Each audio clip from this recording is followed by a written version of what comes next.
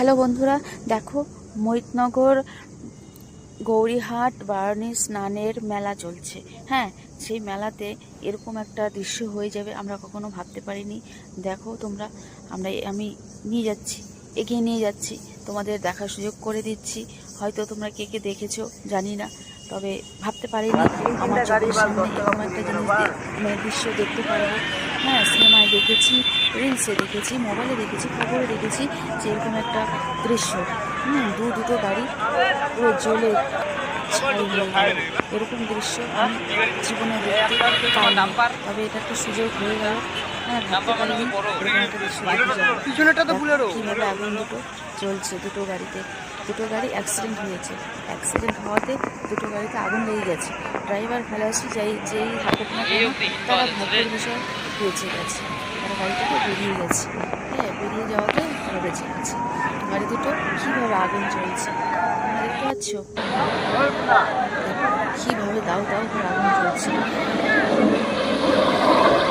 কী বলবো আর, এরকম একটা দৃশ্য আজ আমাদের চোখের সামনে চলে আসবে আমি ভাবতে পারিনি। তোমরা কে কে দেখেছো এরকম চোখের সামনে দৃশ্য, একটা কমেন্ট করে জানাবে, ঠিক আছে? কে কে দেখেছো? আমি তো দেখলাম, আজ প্রথম দেখলাম এই দৃশ্যটা। এবার দমকল আসবে, দমকল এসে গাড়ি নিবানোর ব্যবস্থা করছে, নাহলে তো পুরো মৈতনগর জ্বলে শেষ হয়ে যাবে।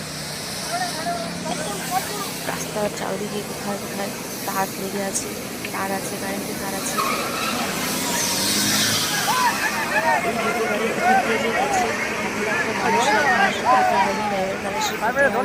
এটাই ভগবানের কাছে কৃতজ্ঞ যে মানুষের ক্ষতি হয়নি, দুটো গাড়ির উপর দিয়ে গেছে।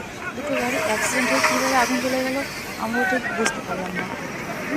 কীভাবে আগুনটা জ্বলে গেল, মানুষের কোনো ক্ষতি এখন নিরানোর ব্যবস্থা চলছে। আর এত বড় একটা মেলা, হ্যাঁ, মৈতনগর বারণী স্নানের মেলা, এত বড় একটা মেলা অল্প ফুটে যে গেছে, এটাই ভগবানের কাছে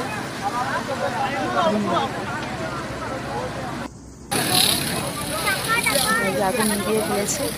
এখন জল দিয়ে তবুও টায়ারগুলো বাস্ট হয়ে যাচ্ছে টায়ারগুলো। হ্যাঁ, সামনে থাকা রিক্স হয়ে যাচ্ছিলো। কে কে দেখেছো সামনে জানাবো, অবশ্যই জানাবো।